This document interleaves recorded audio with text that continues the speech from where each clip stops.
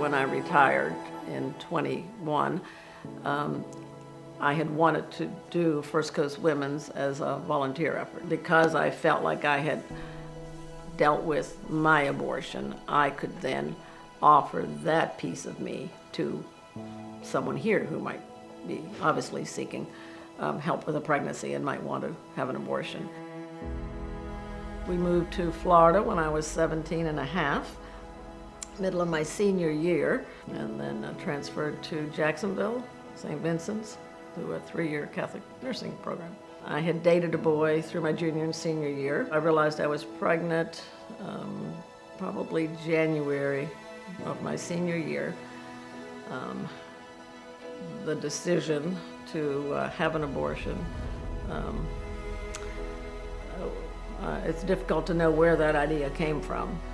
It wasn't a topic like today. It certainly wasn't legal. With a girlfriend and myself, together we concocted this plan of me going to get an abortion and going out of town.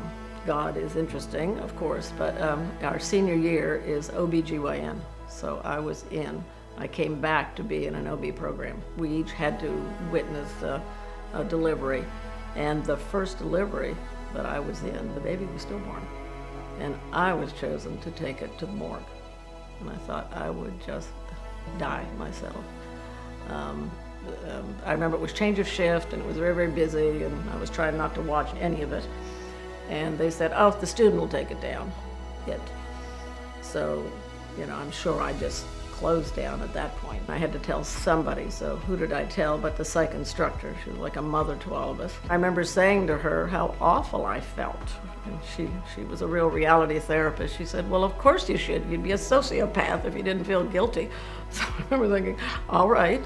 I never thought it was right, even though it was a desperate, saved me so I could finish school. It was like that was the most important thing I had to do, was finish this scholarship and finish school. And I'd be kicked out if it wasn't. I quickly not quickly, 50 years later, came to realize that was selfish. And that's what I think we see with the girls that come in here. If they are, it's a panic of, it's about, I have to do this because of my job, my family, my whatever. It's a me thing. When I was retiring, I'd been a nurse for many, many years, for 50 years, and I had wanted to do this ministry.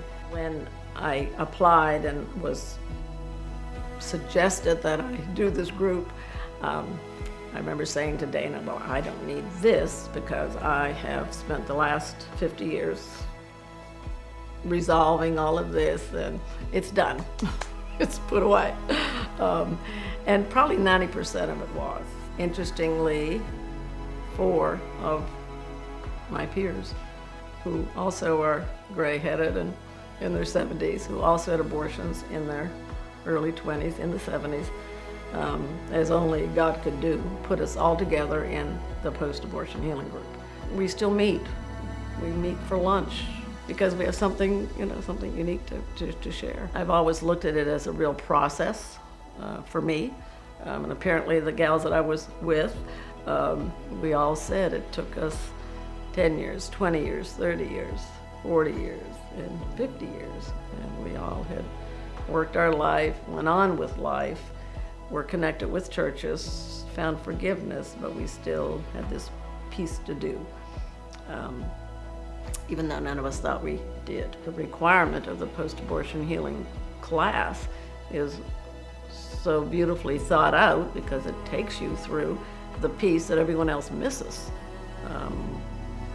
This was a person, this was a child, and this child lives.